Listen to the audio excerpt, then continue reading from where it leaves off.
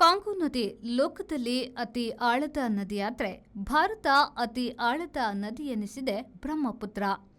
ಜಗತ್ತಿನ ಅತಿ ಆಳದ 10 ನದಿಗಳ ಹೆಸರು ಆಳ ಮುಂದಿನಂತಿವೆ.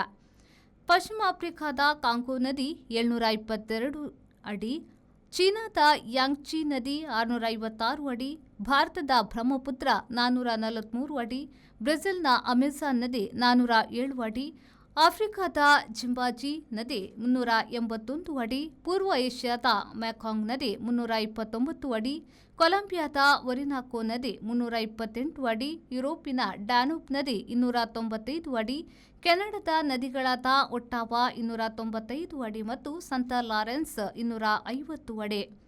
ಇವುಗಳಲ್ಲಿ ಕೆಲವು ನದಿಗಳು ಹಲವು ದೇಶಗಳು ಹರಿಯುತ್ತವೆ.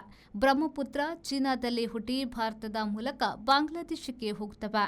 ಮೆಕಾಂಗ್ ನದಿಯು China, Myanmar, Laos, Thailand, Cambodia, Vietnam ದೇಶಗಳಲ್ಲಿ ಹರಿಯುತ್ತವೆ.